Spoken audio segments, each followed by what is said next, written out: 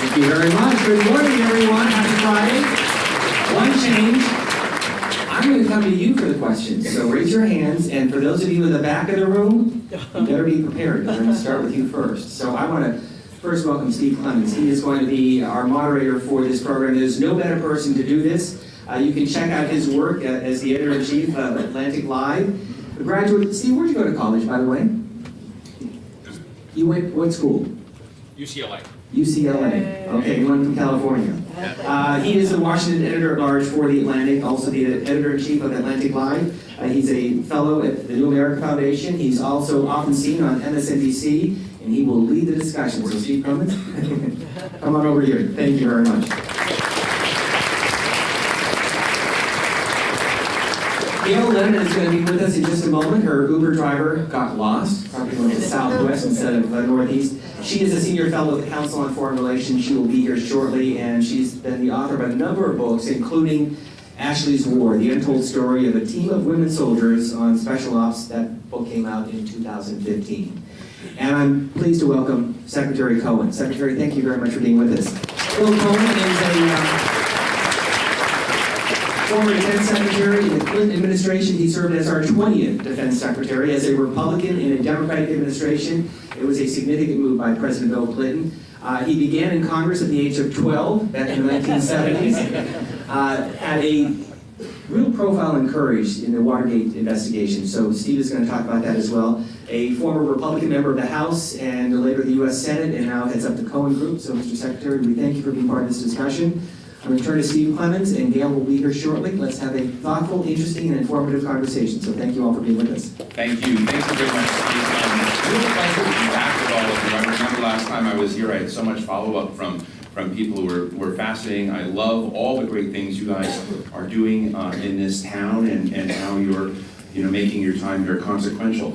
We're sitting next to one of the great thinkers and strategists, and when I say that, I don't say it lightly because I feel as if, no, I mean, if anybody reads my stuff, one of my great laments is the sort of disappearance of serious strategists and people who know what battles you lose to win the war. How do you prioritize national security questions in fragile times? And Bill Cohen is one of the most extraordinary and important thinkers, I think, and the people that know him, that understand how he thinks and prioritizes, and his seriousness and civility he brings to these important questions. So, Bill, thank you so much. I'm going to stop being nice now. Yeah. So let me just open up, Bill, and ask you, what is, as you look at the world right now, what does your dashboard of concern look like?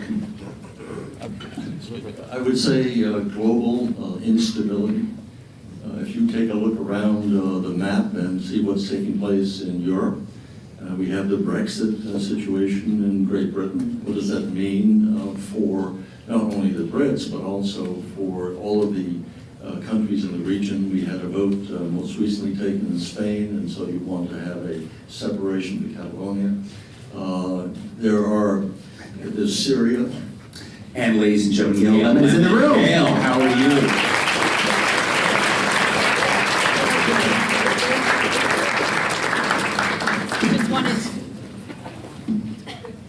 I just wanted to make an entrance. I didn't actually have a lost Uber driver. Well, great to be here. I just asked Secretary Cohen about what his dashboard of global concerns looks like. So, and I'm going to come to you, Gail, as well on that. So, well, I mentioned the Middle East, and then if you then extend it to North Korea, you take a look around the world, you see great instability. And secondly, what is a concern to me is the lack of the United States having a coherent policy in addressing these issues. And so the combination of instability, the question about what role does America see for itself in this century.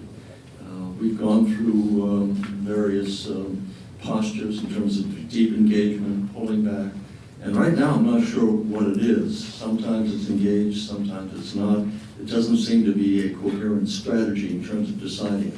So as a result of that, many of our allies are unsure of our commitment. Some of our adversaries are emboldened by our lack of having a coherent strategy. And so the combination of those two things is so before I jump to Gail, let me just drill down a little bit deeper. Is there any place in the world right now that you would take off your worry list? Is there anything the Trump administration is getting right?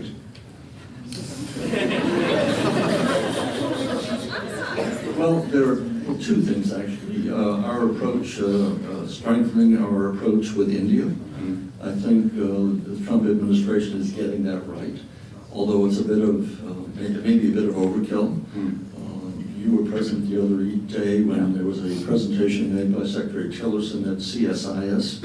One step forward, two steps back? Yeah, it was very pro-India, saying that this new strategic partnership that we have is what we're looking to. Yes, China's important, but our relationship is going to be tied to India, Japan, and then Australia. I thought it was interesting coming just before President Trump leaves next week to go to China. So the question of what is the message we're sending to China versus what we're saying about India. So I think we're getting it right on India. I hope we get it right on China. I have been going to China for a long time, since 1979, and have enormous admiration for what the Chinese people have been able to do. It's admirable, enviable, and a little intimidating, all at the same time, to see how they've been able to go from basically a rural third world, not quite third world, but very poor country to a very rich country overall in such a short period of time. So I think getting China right, getting India right, and having a coherent policy are the things that are most critical for the United States going forward. Gail, what's your dashboard of worries look like? I am a constant worrier, so mine is very long, but I want to first say thank you. It's such a pleasure to join you and Secretary Cohen. Steve Scott, I think, is an American institution in terms of somebody who cares very deeply about facts and knowledge, and so when he said, can you make this, I came back from Tanzania through Washington on my way to California so that I could, because I grew up watching C-SPAN. I grew up watching C-SPAN, and I think especially for kids who grow up not in Washington and in places like PG County where I grew up, or places like some of you might have grown up, far from officialdom, it is a way to learn and really see what's happening without having a filter. And I do just push all of you to get engaged. This is your world, right? I mean, you are the ones who are going to spend more time in it than I will at this point. And I would say, C-SPAN is one of those places that lets you care by making you smarter about it. So with that said, I worry, there's so much to worry about, but I'd say there are three things that I think about a lot. One is the lack of a national conversation around national security and these post-9/11 wars. Less than 1% of this country has fought 100% of these wars for 16 years, with precious few people paying attention. So that when something like Niger happens, or when the mother of all bombs gets dropped in Afghanistan, there's no context. There's no understanding. Everything becomes a crisis, and everything is the politics of corners. Where it's your side versus my side, instead of what is American leadership? What are our goals? The second thing I worry about is that we are long on tactics and short on strategy. If you look at what special operations has been asked to do, right, there is a whole bunch of tactical movement, there's a whole bunch of kinetic activity, but they don't have a fully funded, full throttle diplomatic partners to really, and they want that, right, to fully engage. So that worries me. And then I think the third thing that really concerns me is that nation building is a 14-letter word that has become a 4-letter word. And there's no connection between kinetic activity and the development side. And those who are charged with carrying out the kinetic activity are the first ones to see the need for services. I was in Syria, northern Syria, in August, and we did a 3-part series for NewsHour. And we were seeing who's taking diplomats from the U.S. around to meet members of the Raqqa Civil Council? Special operations, right? Because they're the first people who will risk everything they have to make sure that people who can fund services actually see firsthand who these people are who are going to rebuild a city that has been absolutely leveled, like Raqqa. Because if you're going to talk about where's ISIS 2.0, or the next generation of Al-Qaeda, or the next generation of an insurgency, what the military is calling reemergence, right? It's going to be for people who are deeply unhappy because of governance issues, who find other people who are willing to help them. And we don't connect the kinetic and the development piece. And honestly, truly, we are behind, and we are doing a disservice to those in uniform because of it. Right, Gail, let me ask you, I've asked Bill, who gave us a bit of a tour de force of some of what's going on in the world. I'd like you to give us a tour de force of what's going on inside the military. If those of you who haven't had a chance to look at Gail's book, Ashley's War, you're very much in tune with how the military and service in the military has broadened. We have women in special ops, we have others in it, and it just occurs to me that one of the interesting and not often had discussions are these tensions of division within the United States now. Racial divisions, divisions on transgender service, LGBT issues, women in combat. And the military has often been the one to integrate and to move those civil rights questions in a way where you get efficacious partnership and camaraderie between all sorts of different people inside the military. And it seems to me that society is moving the other direction. I'm interested in what is that doing inside these operational units in the military? It's a really interesting point. I think the military has the advantage of being driven by mission. And what I worry about with America is that we don't have the shared vision for the country. And that is, to me, what is deeply concerning. Because I truly believe that America at its best is a place founded on ideas and the right of the soil. And I think spend time outside the United States and it makes you even more deeply passionate about being an American and what those principles that we espouse really do matter. What they mean. And for example, I mean, this is separate but connected. I was just at an event and was meeting people who are in Tanzania and meeting people who are attacking child marriage and FGM as economic issues, right? And they're funded in part by folks in the US who care about these issues. And we don't see enough of the connection between America and the rest of the world so that the divisions at home come to overcome what unifies us. And that is different from the military because, for example, it's certainly not perfection or panacea, but when you have folks who are coming in who are different, it's about the mission. And as long as you can perform, as one ranger joked to me, as long as you can pay your rent on missions by contributing, that's what's important. And that is what I worry is lacking in the civilian world. That sense of overall shared mission, shoulder to the rock. Bill, I Mr. think Secretary. missing is passion Yeah. in Gail. Say it again. No, I'm teasing. Gail is very passionate about this, and you can see it, and it's necessary. And she brings that in her articles and her books, and it's something that we should listen to. Let me ask you, you mentioned President Trump's upcoming trip to Asia, and of course, North Korea looks more and more tense. You have people like former CIA Director John Brennan, you have Senator Bob Corker, a good friend of yours, who are ratcheting up what they see as the probability of war with North Korea. I'm interested if you were in Jim Mattis's role, which you once were, but you were advising this president on what he really needed to get right in this Asia trip. How would you guide him, and what do you expect out of this trip? Well, I would do what Secretary Mattis is doing, stressing diplomacy.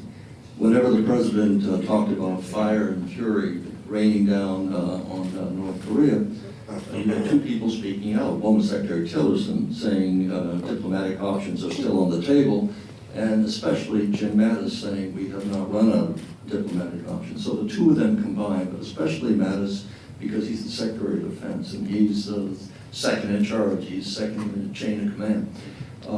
I would do what he's doing by urging us to be cautious, saying that we have the capability to wage war. No one should ever doubt that. But that is not the way to resolve this issue. If we go to war by choice or by reaction, hundreds of thousands, if not millions, will die. That is the cold calculation of all. And so we have to take care with the words we use and to whom we use them.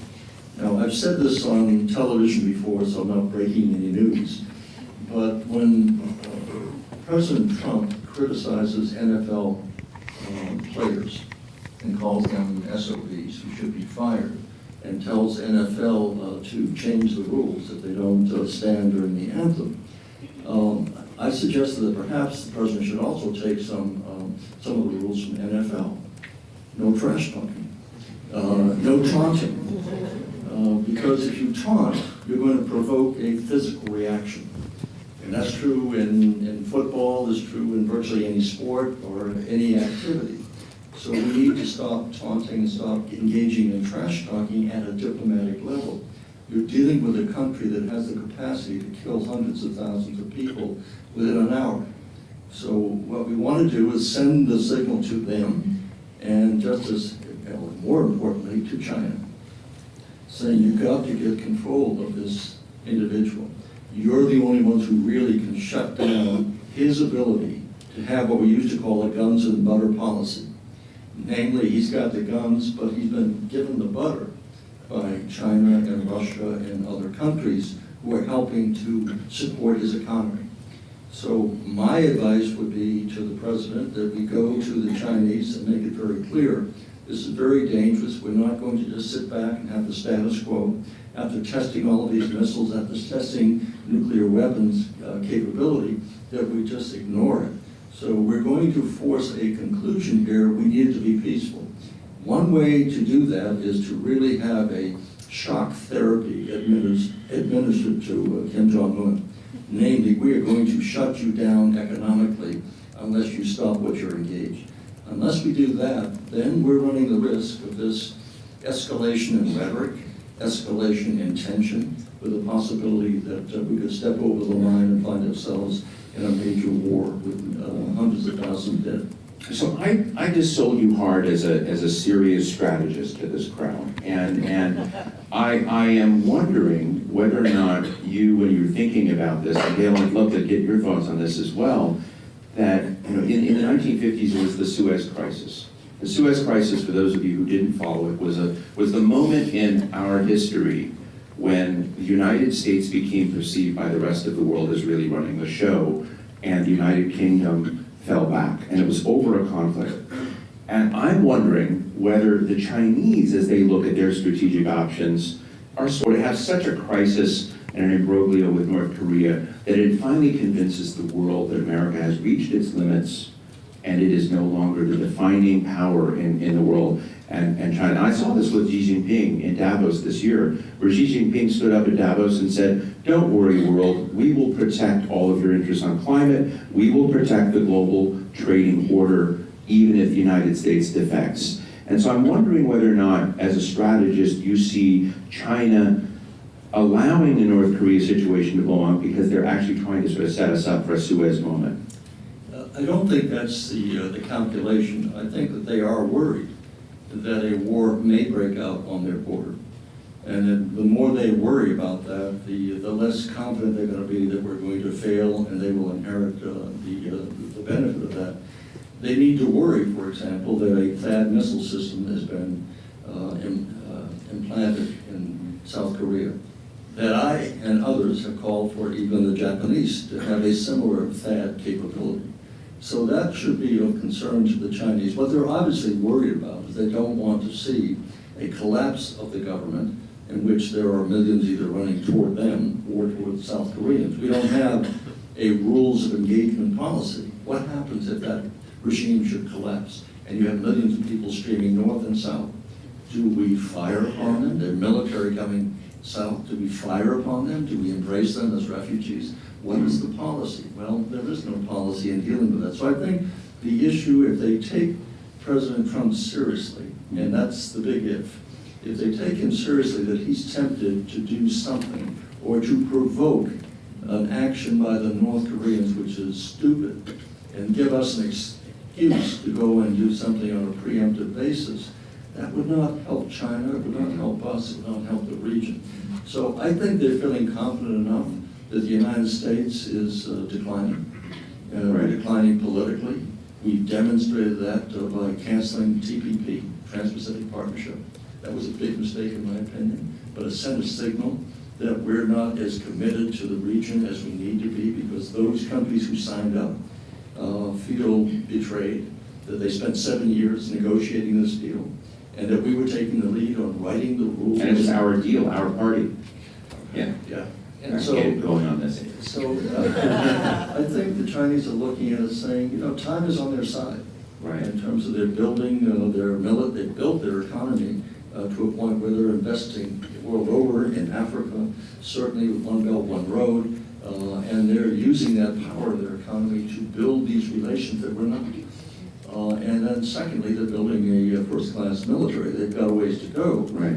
20 years' time, they'll be top of their game, and we'll have to worry about that at that point. Gail, you were just in Tanzania, and I know you talk to people all over the world. Do you think your interlocutors abroad see us in kind of a strategic contraction, less influential? How do you see how they see us? What's the offshore view of what's happening here?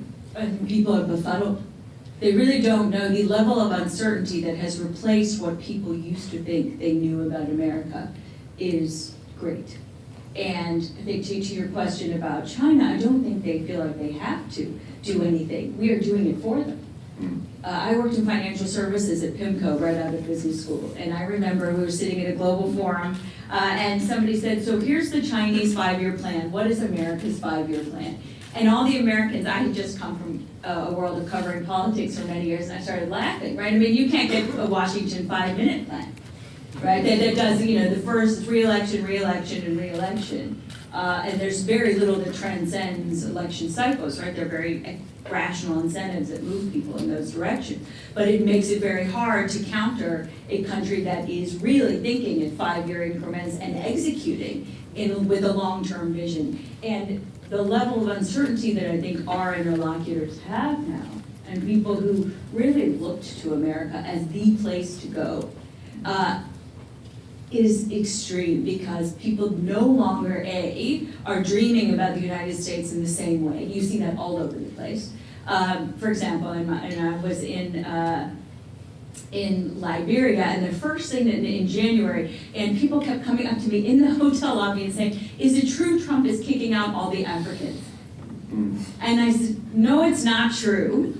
But that somebody would be coming up to a stranger in a hotel and asking that question over and over tells you about what the headlines are. The BBC's headlines all weekend in East Africa, and a lot of the coverage in the East African English language papers was about this latest Trump conversations and what Trump is thinking about refugees. Right? So people are watching even if we aren't paying attention to them.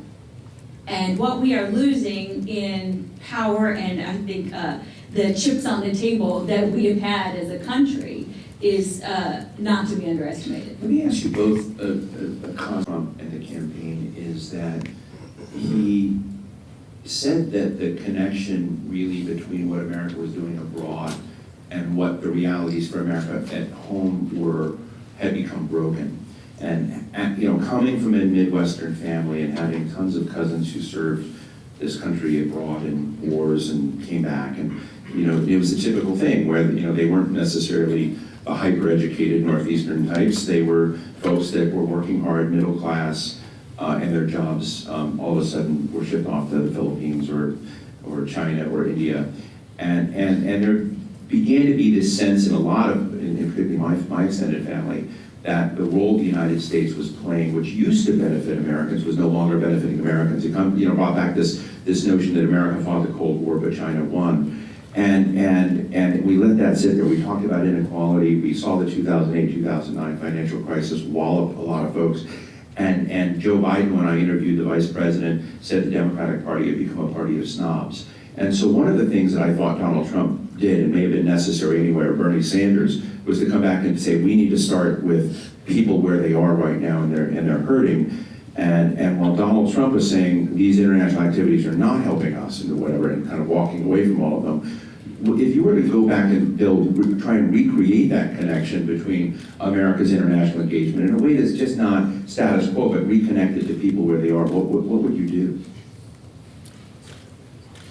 Well, first we have to be honest with the American people in terms of our leadership. I think that we have failed I think we have overpromised and underperformed. We made promises we can't keep, and we continue to make promises that are unrealistic, and then when they fail, there's a sense of distrust, cynicism that's built in or baked into our political system.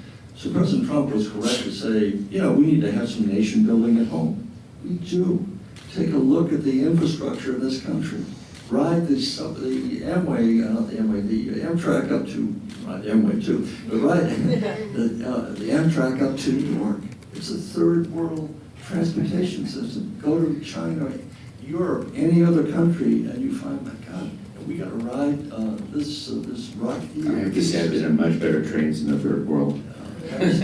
Or fly into New York in terms of Kennedy. Or they're making the repairs now, but we've had an infrastructure which is crumbling. So there are things that we need to do. So President Trump was absolutely correct. We need to put money into our own infrastructure.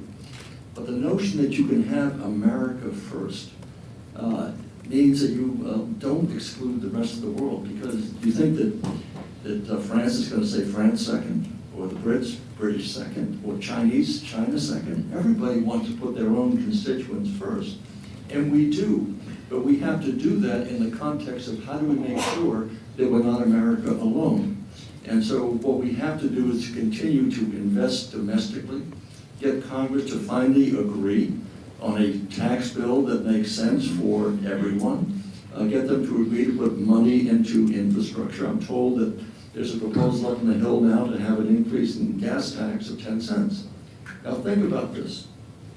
If Saudi Arabia or any of the oil-producing countries in the world increase gas by $1, we grin or we don't bear it, but we have to bear it. We don't like it, but we accept it.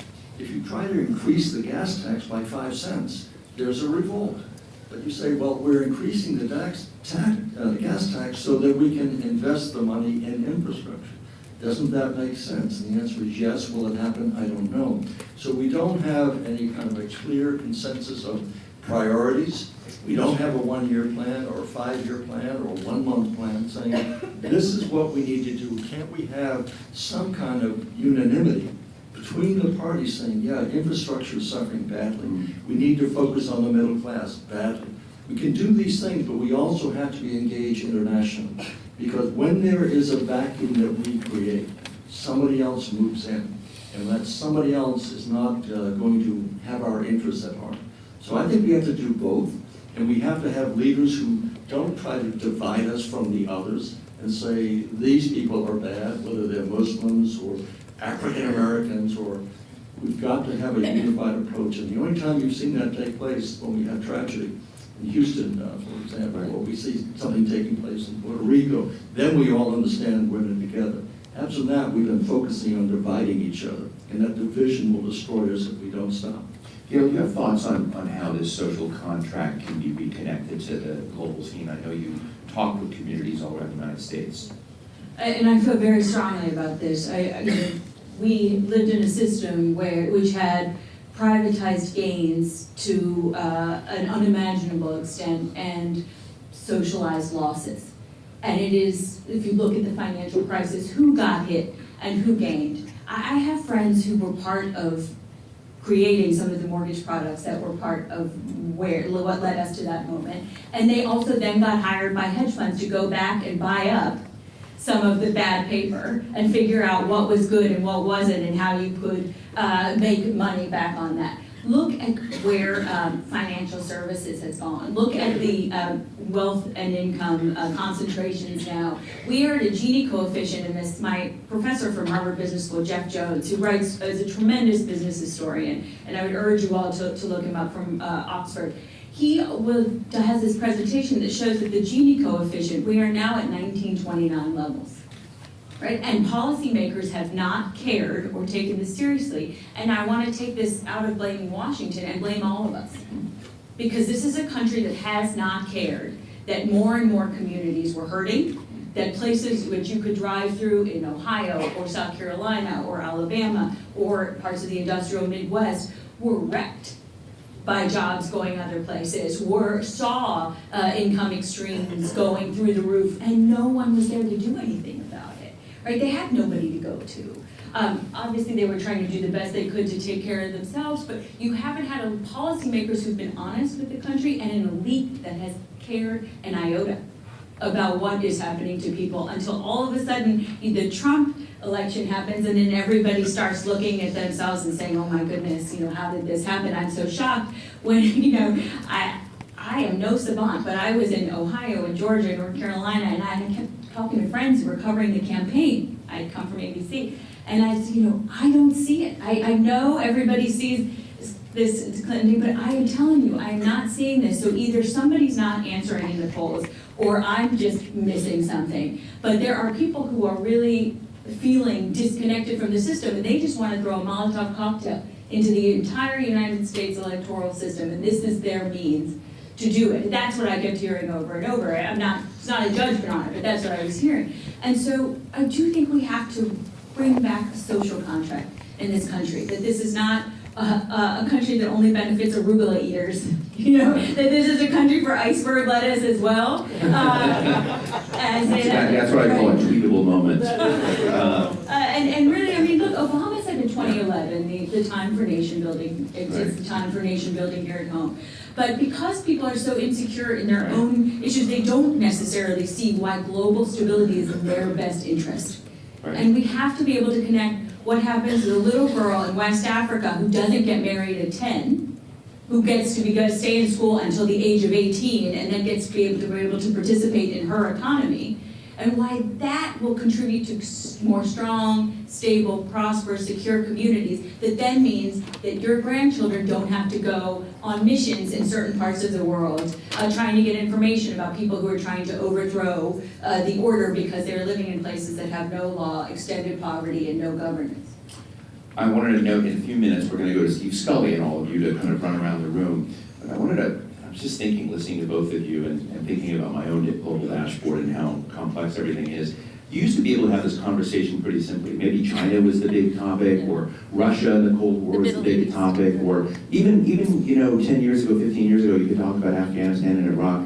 But now when I look at, the killings we've just seen with the activities of the Islamic, the Al-Qaeda and the Islamic Maghreb or ISIS, Boko Haram in North Africa, what's going on in Libya as you run up to the split and division within the Gulf Cooperation Council between Qatar and Yemen, Qatar and the UAE and the Saudis, and you've got the Yemen crisis that continues to sort of be horrific and humanitarian issues there, Iran and the president at least at minimum shaking up the Iran deal, which is causing havoc with a lot of our transatlantic allies. You go up to ongoing instabilities in perhaps an incipient, nasty conflict within inside Iraq, and you go to Afghanistan, where at the height of the American involvement, we were spending $130 billion a year in a country with a $14 billion GDP. And I just want to ask you how you would fix all that. If you have not read Alvin Toffler, you should go back and look at the book he and his wife Heidi wrote called Future Shock. He saw this way back in the late 60s, saying this is what was coming, that we were going to see the hurricane winds of change come in and sweep down our culture, traditions, institutions in that velocity of wind that was coming. I think the way in which you have to deal with it, I come back to being honest and having a discussion, a civil discussion with the American people, and this should be a model for others as well, to say, what are the forces out there that will destroy us? Is there anything that we have in common with the Chinese, with the Russians, with the other powers in the world? Do we fear an epidemic that could break out? I mean, an epidemic is only a handshake away, or a plane ride away. So is that something we should be concerned about? Should we be concerned about cyber terrorism, how we could shut down the infrastructure in a nanosecond, given the incentive to do so? So there's health, there is wealth, poverty. These are all issues, in addition to climate change, that we have in common. So can't we sit down amongst leadership, and can't we explain this to the American people without trying to oversimplify it? To point fingers at others and say, here are the problems. How do we deal with this? We've got to come together. We've got to find a way not to divide ourselves, but to find a unifying ethic. And I remember John F. Kennedy's inaugural speech where he said, you know, we cannot hope, if we cannot save the many who are poor, we cannot hope to save the few who are rich. And the gap between the rich and the poor is getting wider and wider. That is not a situation which is sustainable. So it's not sustainable in this country or any other country. So we've got to start talking at a level that isn't engaged in demeaning other people, or dividing other people, or fighting ourselves, but to say we have an ethical standard that we have to measure up to, that everybody has to measure up to. Our young people and our older people, our leaders and those who follow our leaders, we've got to develop an ethical system, and ethics in the best sense, in the widest sense of the word, not only in our conduct, our treatment of our planet, our treatment of each other. Gail? I think dialogue is absolutely critical, and I don't mean that as a fancy, meaningless word. I mean a real conversation with the public that is about listening as much as it is about talking, and about seeing why people are where they are and what is going on. And really, I think explaining the benefits of a connected America, right? An America that is not just going along and trying to get as much as it can from the world, but that also is engaged with the world and sees itself as very much a part of global stability and prosperity.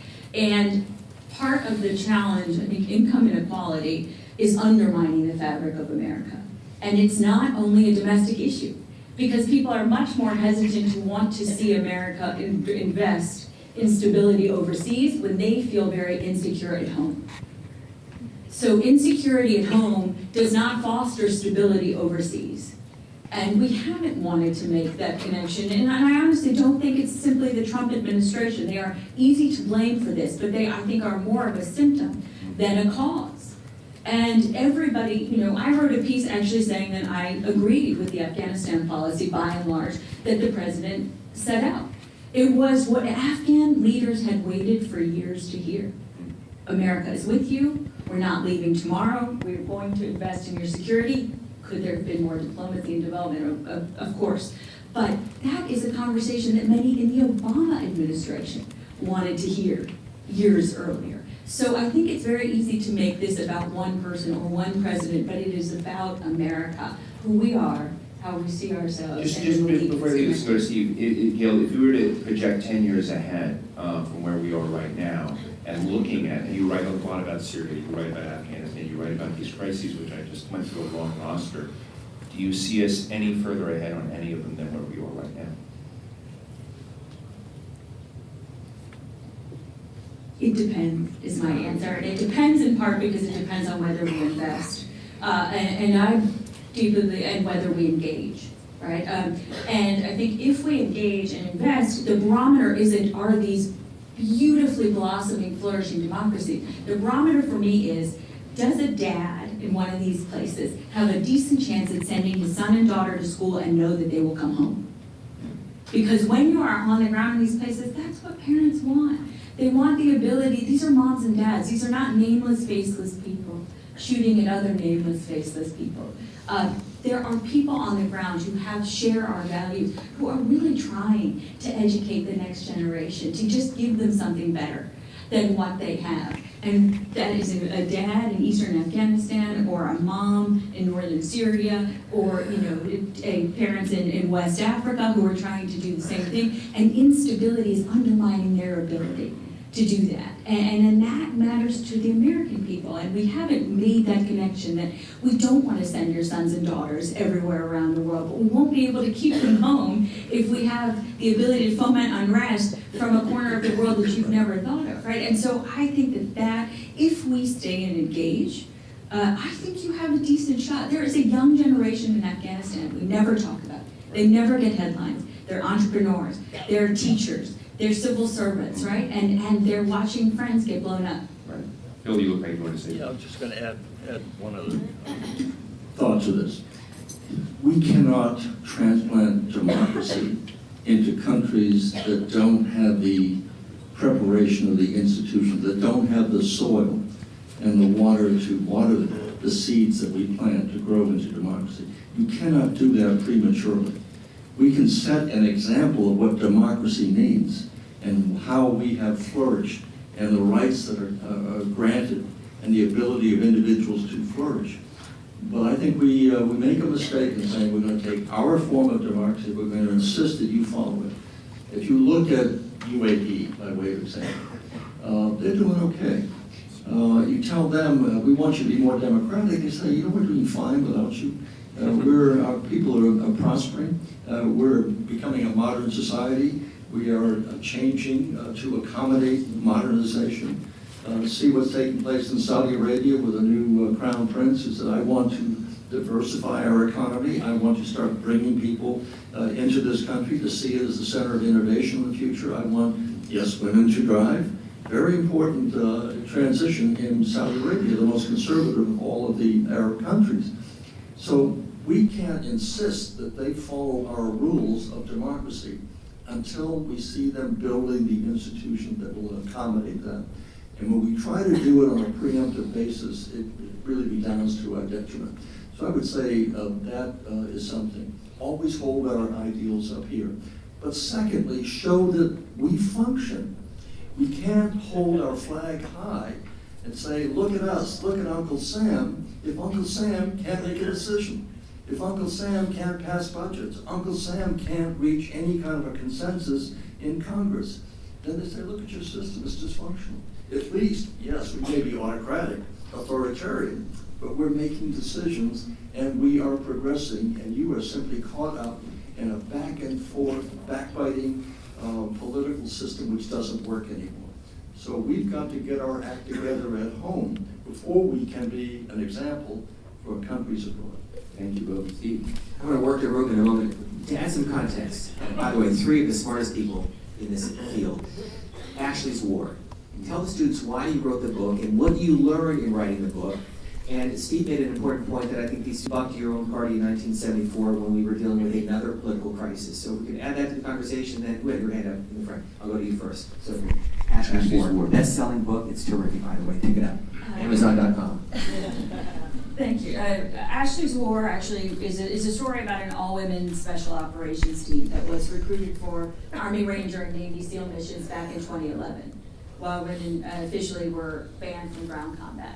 And I think it is a story, it's a history that I spent 2 years reporting, and I think it's very rare that as a storyteller you get the chance to be the first draft of a history that the country didn't know.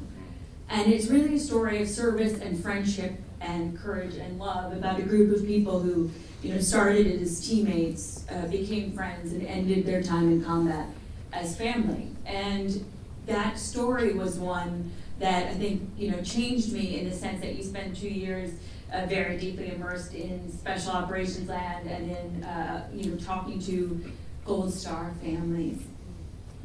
And we did the first story actually for Defense One, about in 2013 about how death benefits had not been paid during the government shutdown.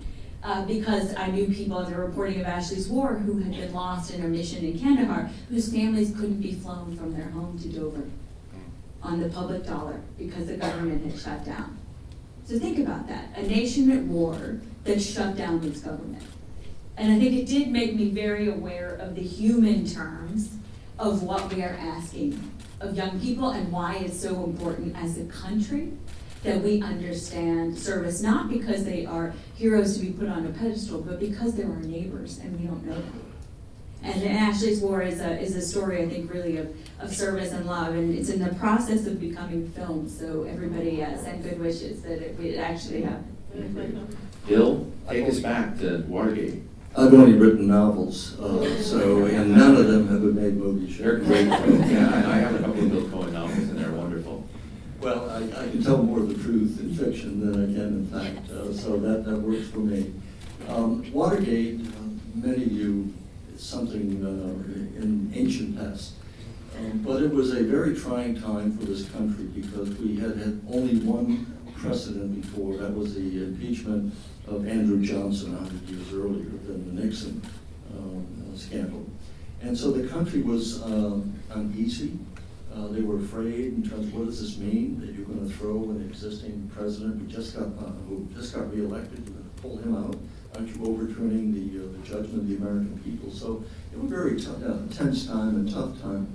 My own role in that was as I was a freshman congressman.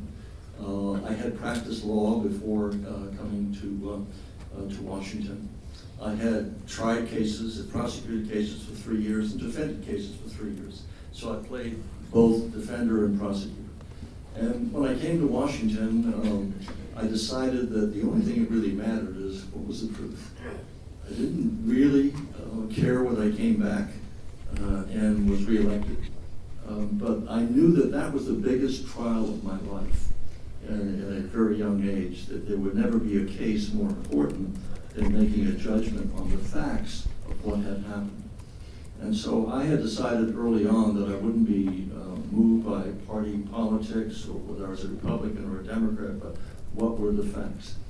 And so that led me to my vote early on in terms of whether or not an impeachable offense has been committed. Which brings me to today. We're living in a fact-free universe. This is something that's very dangerous in the world. The notion that there are alternative facts, that no, you can have alternative viewpoints, alternative opinions, you cannot have alternative facts. But the very notion that has been seated now, and many people feel this, that there's no truth, no one truth any longer. So when we were growing up, we had 3 channels, and you'd have Uncle Walter Cronkite and others, and you'd say, well, there's a filter there. There's a filter that this information that's out there is passing through, and these people are looking at it and being really responsible citizens. We don't have that anymore. So now we have social media. And so that has contributed as much to the kind of breakup that we're seeing. It's a tremendous opportunity for people to have their voices heard. But you also have kind of a multiplicity of voices where I think everybody should be heard, but not everybody should be listened to. In other words, we have to make judgments in terms of what is true and what is false. And to label anything that you disagree with as being fake news or false, and to plant that in the minds of the American people. And that is not going to be confined just to the United States. Then we're in a fact-free universe.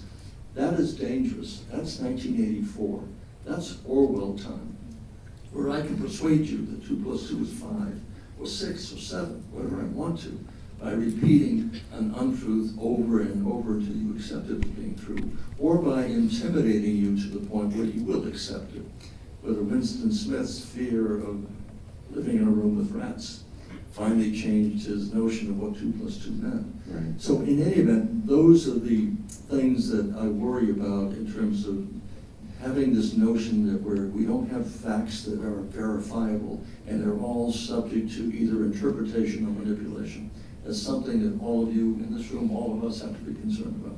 One little tidbit for all of you who get to play someday in the next series of Jeopardy is that Senator Susan Collins of Maine was Bill Cohen's summer intern in 1974. So when you kind of look at her profile and some of the kind of key tension points today, a lot of your DNA kind of, I think, traveled along that path. Well, so, she worked for me 11 yeah. years. She Okay. was a great staffer, yes. Excellent. The value of internships. For our discussion. Okay, your name and a short question. Thank you. Hi, my name is Alicia McTaggart. I am from the University of Iowa. I am actually interning with the U.S. Department of Homeland Security. So thank you all for being here, but my question is for Secretary Cohen. Although the DoD is essential to advising strategy to the President, how can S1 and the entire infant Department of Homeland Security supplement the administration with meaningful strategy against the growing national security threat of North Korea? Thank you. Thank you. Well, if we were to have a nuclear exchange, certainly Homeland Security becomes really important, doesn't it? That's one thing that we have to avoid at all costs if we possibly can.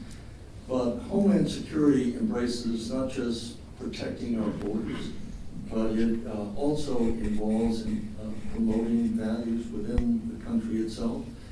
There's a line between homeland security and national security or defense policy. They're coming closer and closer together.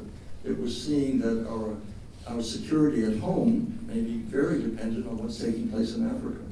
When someone raises the question, what are we doing in Mali or Chad or Niger? Why is that important to us? Why were these 12 soldiers, special forces over there? Then we have an obligation to say why we are there. What was the mission? Was it achievable? Was it desirable? What are the rewards? What are the liabilities? What are the costs? And how does that benefit our homeland security? So these issues have to be taken in the context of an overall strategic relationship, or what Gail was saying, connectivity between what we're saying and doing and the relationship between diplomacy and military operations. And that ties into homeland security. Next question. Can I offer 2 seconds here? Sure, absolutely. One of the things in North Korea, but I think it's also true in Russia, and I'm writing a piece on this right now, which is North Korea is a cybercrime superpower. Russia is a cybercrime superpower. And one of the things, just very clearly, that the Department of Homeland Security, which has incredible jurisdiction and responsibility, and needs to become less dysfunctional.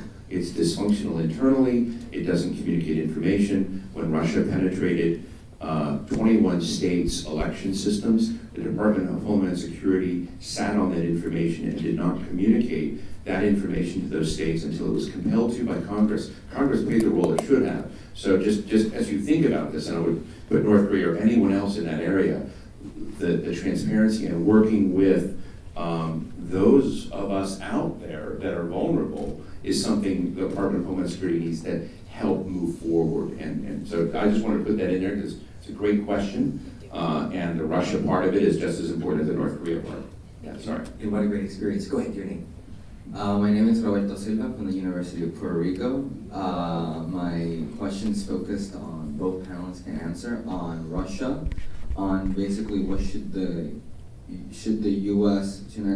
United States try to calm down relations with Russia, or should it send more military forces towards Eastern Europe and NATO? Gail, do you want to take that one first? Sure, maybe I'll take one part of it, which is What's fascinating is that actually the one place in the world where U.S. and Russian military officials are in regular contact is Syria. That where actually, you've seen the deconfliction, military officials will tell you that they actually have a pretty solid working relationship with their Russian counterparts, and that's going to be tested more and more the closer we come to the end of the ISIS phase of the Syrian conflict. And I think one thing, and I would actually be very keen to hear Secretary Cohen's take on this, the one thing that interests me is, does the world know where the U.S. line is?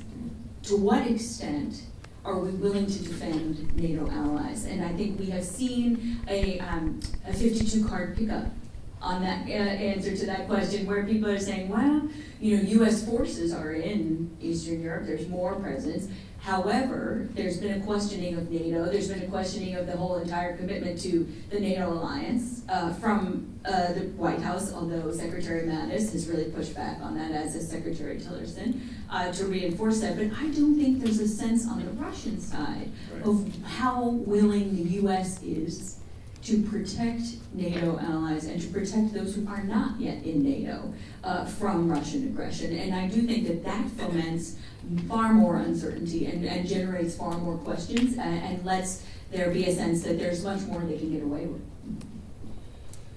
The first thing I would say is I'd like to see the military, much more of the military, involved in Puerto Rico. That's an American territory. Japan, and Abe was voted again, and there's a lot of talk about that being part of his scheme to eliminate pacifism in Japan. And my question for you guys is, right now we're in a pretty good relationship with Japan, but how do you guys feel like that would affect our conflict with North Korea if Japan becomes more aggressive? Because there has already been tension between Japan and North Korea for years, and if they become less pacifist, then where do we go from there? Thank you. Steve, do you want to weigh in on that? I'm not sure how much I agree with what I'm about to say, Look, I think Japan for a long time has been struggling with its identity and place in the world. You know, essentially the American occupation of Japan after World War II gave Japan a national security lobotomy. And while Japan had developed an incredibly capable national defense force, this kind of notion about where it can apply power in its own interests has been debated, and there have been very dark forces of nationalism competing what I think are very, very healthy forces of nationalism in Japan. And so what Prime Minister Abe has done in this snap election, in which his party achieved a very, very big positive result for his party. His goal, and I don't know if he'll succeed, is to revise and probably repeal Article 9 of Japan's constitution and perhaps do what they say. You know, Japan essentially had a U.S. written constitution that it brought in. It's never amended that constitution. And so I'm one who believes that there's a path forward where Japan can become a responsible global stakeholder, and it can, and that it can remove, in fact, Article 9. I don't think that necessarily turns Japan into an aggressive state, but it means that other forces of Japan need to have a healthier understanding of its history, of mistakes it's made in the past, and Japan needs to become a place where there's give and take between different places, and you don't have something moving from one extreme to another. But I think right now Japan is feeling two things. It's pretending that the relationship with the United States is as solvent and sound as ever, when deep, right beneath the surface in the Japanese government, there is a lack of trust in our willingness to be there for them if they have dark days. A lack of trust in Donald Trump, even though they're going to extraordinary lengths to pretend that's not the case. But when you're a war planner, and Bill Cohen knows this better than anyone, when you're simulating real world exercises about who does what when in a crisis, they no longer count on the United States in exactly the same way they did. And there are not many people who will be honest about that, but that's the case. And so when it comes to missile defense, when it comes to sort of situations in the on the Korean Peninsula, Japan is shifting somewhat, and I think the public feels that pressure. And if it needs to take action at some level, that's where constitutional revision, but I think it's not just constitutional revision. I think Japan feels as if the world and its security is shifting because of where the United States is. And that is an interesting problem we have, because North Korea has been a constant irritant. The change for our allies is not the foes they're dealing with, it's the fragility of the alliance that mattered most to them, and that's the United States. And I don't know how to put it any more blunter. We're the problem they're experiencing, in addition to other instabilities like North Korea's nuclear and ballistic missile advances. Let me just add quickly to that. I had a delegation of South Korean politicians, parliamentarians come in to see me a couple of weeks ago. And they were part of the opposition, but they were insisting that we support putting tactical nuclear weapons back into South Korea. And they wanted me to endorse that. I gave them multiple reasons why that wasn't a good idea, but ultimately I said, the reason you want tactical nuclear weapons back is you don't trust us. And they said, you're right. In other words, they feared that if it came to a contest between San Francisco or Seattle or Washington and Seoul, we would pick Washington over Seattle or over Seoul. And so as a result, there is a sentiment in South Korea, it's not the majority, but there's a sentiment that they can't rely upon us as they once did. That's something we have to be concerned about. Next question. Oh, I'm sorry. No, that's, you actually said that perfectly fine. My name is Jackie DeFusco. I'm also a journalism student at Emerson College. And my question is, so Iraq has seen relative peace, is seeing relative peace right now for the first time in decades. And they have asked the United States for foreign aid, but Tillerson has made it pretty clear that we're not in the business of nation building. So my question is, how does the Trump administration acknowledge the wariness for intervention and that kind of nation building activity without pursuing a policy of neglect and then risking greater instability in that region? And more broadly, has the United States underused soft power in the Middle East? Sure, I'll start with that. I would say the United States has I think it has faced a real challenge in this moment of just how much of an umbrella it's willing to offer its allies. And that is also the case in the region we were just talking about, and I think it's certainly the case right now in the Middle East. So, there is a sense that the United States should be part of rebuilding, for example, Mosul, which was part of the ISIS fight, right? But there is a sense that that has not come home to play in terms of opening wallets. And I always am a believer that follow wallet, not word.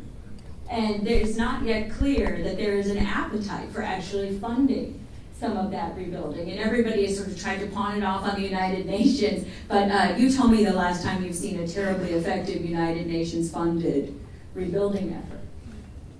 And so the question I have is, how do we go? This goes back to what we've been talking about this entire session, which is there wobbly connectivity between the United States and the rest of the world? Is there a sense that allies can trust us, or that people trust the word of the United States right now? And the United States right now has been very clear in saying we are not going to be putting lots of money into Iraq or any place else in the region for rebuilding. And we're not going to, because that is the work of the United Nations, and we'll do what we can, but it's very limited.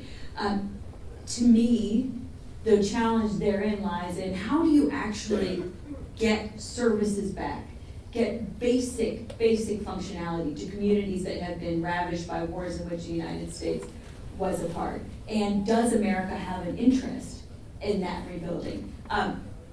The question really is, do you have reemergence of a threat when, in the absence of governance, in the absence of services, in the absence of streets, water, power, lights? And so what you see them doing in Syria, US policymakers, is walking this funny line where they say, we will do demining and some schools and some of the third option that you will have, but we're not going to go further. And it is definitely true that regional allies have to come in and contribute to some of this. But it is also incorrect to assume that they are going to take over the responsibility. And there's not a sense of America leading a rebuilding effort that is obviously led by allies on the ground or led by the Iraqi government, but that America has a role in. And I think the big concern is having to go back there. Can I just say, just short form, I would challenge in a very respectful way the notion that Iraq has been peaceful. We've just seen fights between Iraqi troops and Peshmerga, and I was with Kurdistan officials 3 days ago in Paris who were saying that the place is going to explode again. You've got Turkish troops in a supposed training camp with their body once out in the northern part of Iraq, and you've got Sunni tribes that remain deeply frustrated by what's going on in Baghdad, and you've got a spate of revenge killings that are unfolding. And what you don't have right now is the constant hand-holding, attention, and guidance from the United States that was so critical in kind of holding Iraq together. I mean, Joe Biden, during the Obama administration, was on video calls every week for most of his tenure during 8 years, dealing with Iraq. No one's doing that right now. So the notion is, maybe you think, well, the United States doesn't need to do that, and the training wheels can be, come off, and Iraq's political system will digest all of this tension with Iran, what's going on internally, what's going on with Sunni tribes, what's going on with Kurdistan, which is just watched Catalonia declare independence, and that's what they want to do. So I would just say that if that this is not calm, and it threatens to explode. So. Can I just put it on Iran? That's one thing we haven't really spent enough time about. The president has talked about this, about rising Iranian influence in the region, is particularly in Iraq, Syria, Libya, beyond. But if the United States is not willing to be there and be doing some of that hand-holding, you have a contradiction between America first and wanting to come home and countering Iranian influence, and complaining about rising Iranian influence. There is an inherent tension there, and it's not clear how that's going to get resolved. I'm cognizant of time. I know, Steve, you have to go in a moment. Yep. So we have time for one last quick question. Keep it brief. My name is Matthew Sherman. I go to Westfield State University. I just want to thank our panelists for coming today. It's a great educational opportunity. My question is directed to whoever would like to answer. It is, what is Congress's role in increasingly escalating relationship with North Korea, and how could they take preemptive measures to stop reckless executive action, assuming there is still diplomatic measures to be taken? So we'll drop the secretary, we'll go for Senator. Well, as a senator, I would insist that the administration come to Congress and lay out what its plans are and seek congressional either authorization or certainly participation in any kind of, quote, preemptive war. It's one thing if our forces are fired upon and the president has to make a reactive decision. It's quite another to say that we're going to allow the president, without any check or balance coming from the Congress, to say he will take this nation to war with North Korea, with the notion that somehow we can take out the North Korea itself without consequences to hundreds of thousands or millions of people. So I would say Congress has a role to play. There are bills that have been introduced. They'll be resisted by the administration, but I think as a matter of policy, Congress needs to assert itself here. Gail, your thoughts, and then we'll wrap up with Steve. One, Addition to that, which is that Congress hasn't played enough of a role in any of these conflicts. I think in the last, there is an authorization to use the military force that is aging, and there hasn't been enough congressional say on American involvement and military involvement in specific, I'd say, in years. And I do think that that is needed and more should happen.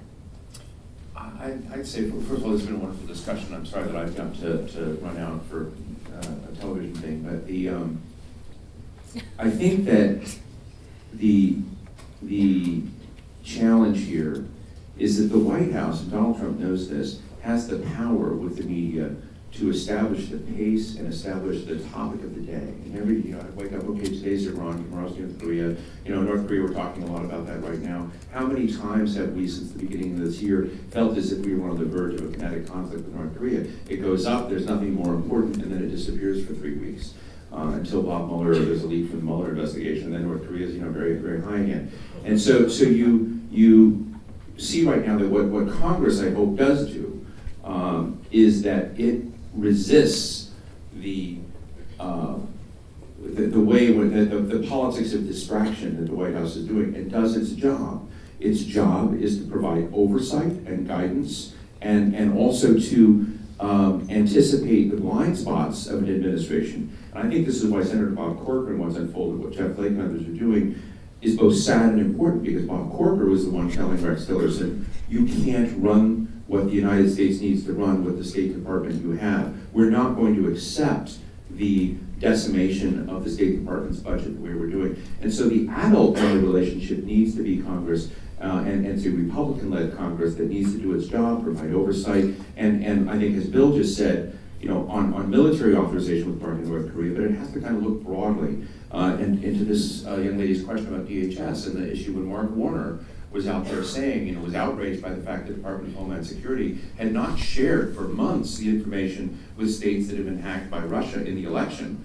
These are the kinds of things that Congress can bring forward and needs to do much more of. It's not only Congress, the media has to stop chasing the rabbits. Right. Thank you, C-SPAN, for focusing on issues, as you said, unfiltered. But the notion that you look at cable television today, and both Steve and I and Gail go on TV frequently, it is simply feeding this notion every day. It's something new. My God, what did he say? How do we respond to this? And so we're always on the edge of some kind of new revelation about something that we've done overnight. And I think we've got to sit back and say, we're not going to cover these issues. We're going to mention it in passing, what the president said, but we're going to focus on the big issues. And if the media doesn't do it, then Congress is going to be distracted as well, because they're going to be responding to the media requests that want you to comment on everything rather than doing their job, which is to help formulate policies and carry out their oversight responsibilities. Steve, we're going to let you go, because Okay. you have to go for those interview programs. Big thanks to Steve Scully. Thank Big you, thanks Steve to Bill Clements. Cohen. Big thanks to Bill Thank you all. Thank you. By the way, look at those socks. We love the socks. They're fabulous. Okay, 2 more questions. Keep it brief. Yes, go ahead. Hi, my name's excuse me. My name's Ryan. I'm from the College of New Jersey. I wanted to keep the questions on Asia for a second. So in North Korea, I know there's a lot of nuclear testing going on, but historically they've never preemptively struck another country. The only war they've ever been was the Korean War. Meanwhile, across the sea, Japanese history textbooks will tell you that it's not the Nanking Massacre, it's the Nanking Incident. Korean comfort women were volunteers, not sex slaves, and the U.S. started World War II by embargoing oil. Furthermore, there's a movement in Japan the question is, why are we focusing on a country that hasn't really gone to war when there's a country returning to militarism across the sea? Why are we bringing more instability to a region of the world that's already almost at a flashpoint? Thank you. Well, number one, Japan doesn't have nuclear weapons, and the population doesn't want to see it develop nuclear weapons. What we're seeing take place in North Korea is a country that is basically hermetically sealed from the rest of the world, that now is determined to have a capability of striking the United States. That's the declaration of the president of North Korea. So it should be of concern to us. It's certainly of concern to Japan and our other allies, to the people living in Guam, etc., and eventually people in this country. So I think the more you see the spread of nuclear capability, the more you are at risk in your future. Because I think if North Korea goes unchallenged on continuing to develop its nuclear weapon, I think it'll be a period of time. Japan will want to do the same. The South Koreans will want to do the same. And the more nuclear weapons we have in existence, the greater the danger is to this country, this world's existence. So that's why I think the reason.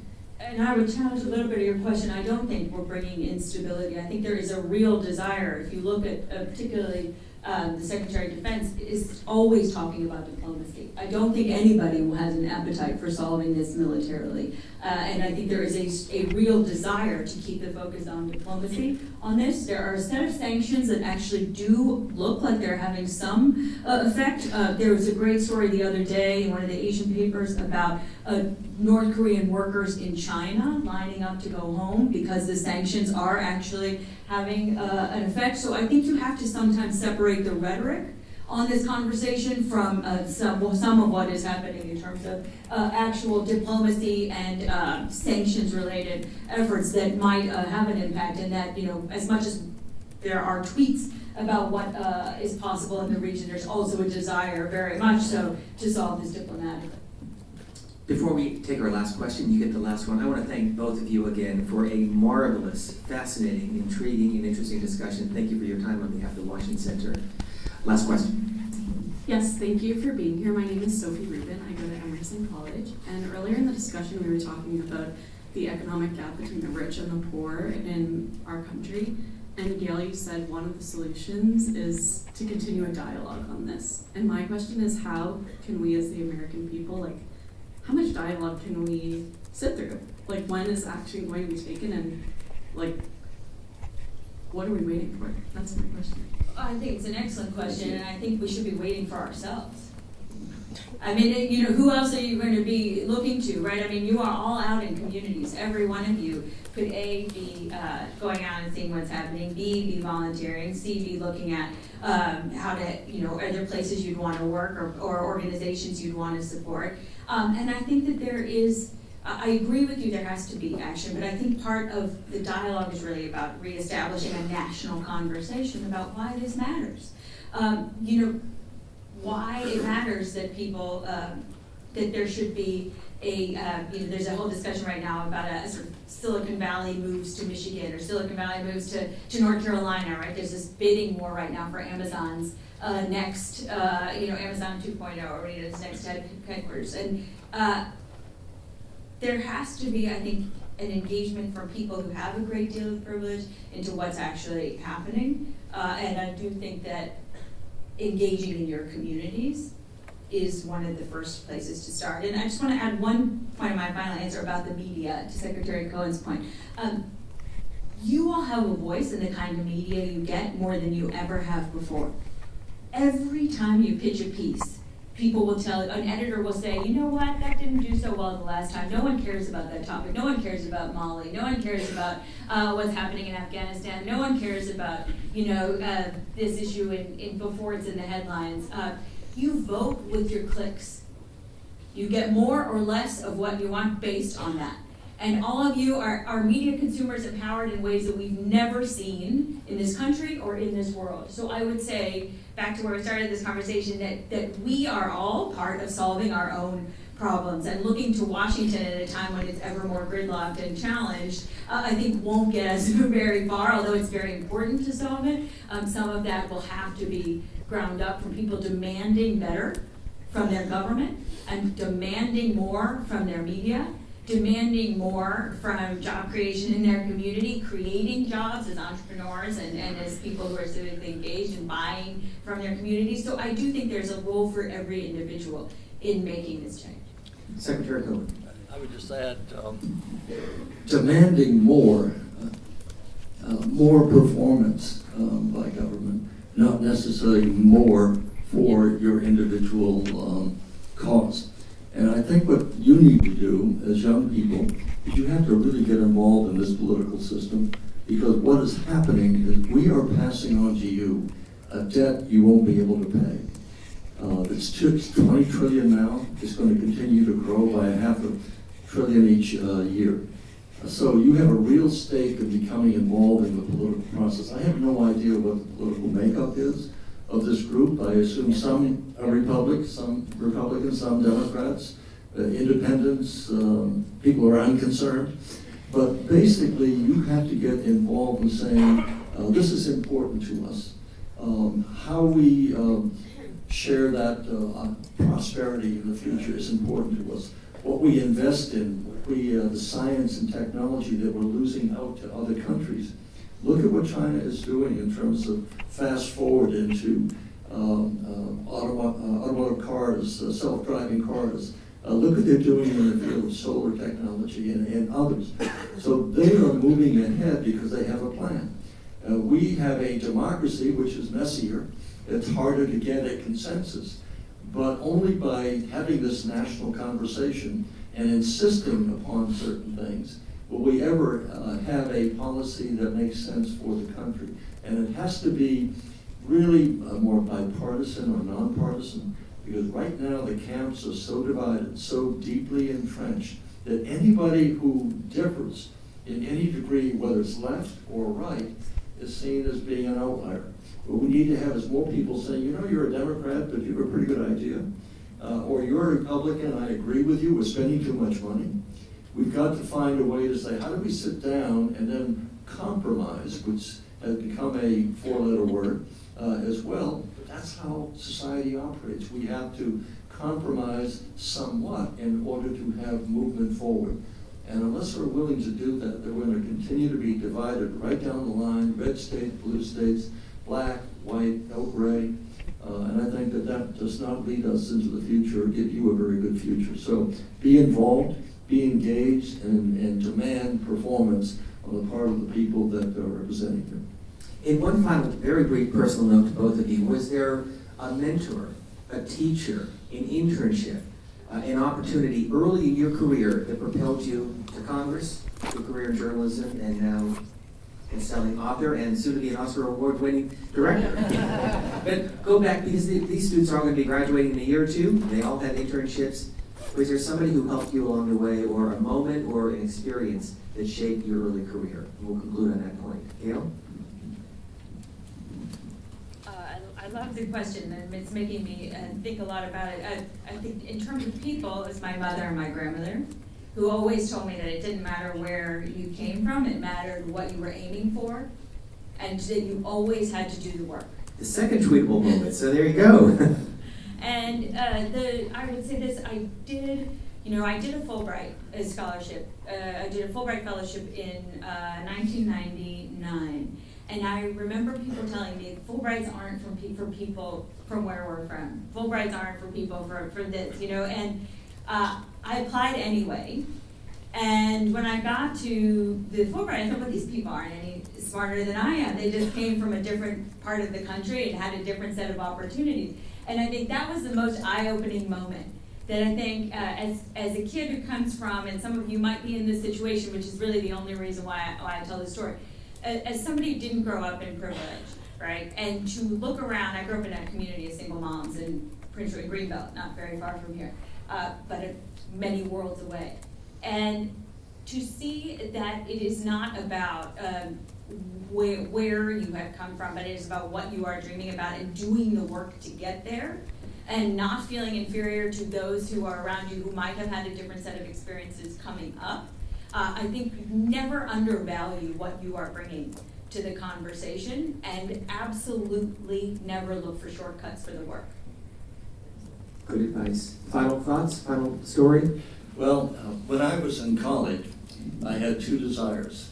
One was to either be a Latin professor or to play professional basketball. You can see that there were limitations in that regard. My colleagues in the Senate said I achieved both of my dreams, that I continue to speak a dead language while dribbling. But I'll tell you one moment. When I was in law school, I gave up trying to play professional basketball and went to law school instead. And during the first day, the dean of the school went through the usual routine, and you'll hear this in most schools, and graduate schools. He said, look to your right and look to your left. One of you is not going to be here at the end of the year. That statistically is true. For whatever reason, whether failing grades, simply the pressure, the fact that this is not what you want to do, one of you will not be there.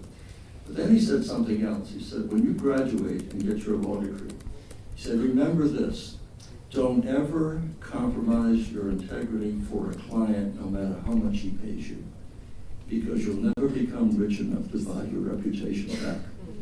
And that is something that has stayed with me, just those words. I'll never become rich enough to buy back any compromise of my integrity. And so that's why I think it's really important that we raise the level of our ethical concerns. It's the one thing that people will judge you based upon. Your ethical standards, whether you're in business, academia, in politics, whatever it is, if you don't have a reputation that is sterling and has not been touched in a way that would undermine it, you will do well. If they ever doubt your integrity for a moment, your business is pretty much finished. Your reputation is over. So those are the words that helped guide me when I went through a very difficult period in which pressure was generated on me to do something I thought was not right. I didn't feel the evidence exculpated the president. I felt it incriminated him. And for that reason, notwithstanding the pressure to say, no, you've got to go with your party, you've got to do this, that stayed with me. Never compromise, because you'll never be able to buy it back. Clearly Harvey Weinstein and Bill O'Reilly did not go to that class. Final point. Well, it's true.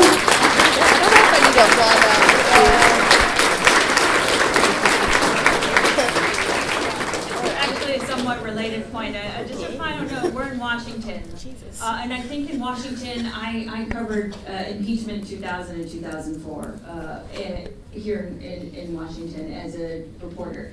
And I will say this, there is a sense that anything is worth it to get to that moment. You know, that you can make quick gains and you can make it up later. But I will tell you this is a town that eats its own, and just making a short-term sacrifice of your integrity for a long-term gain is a terrible bet.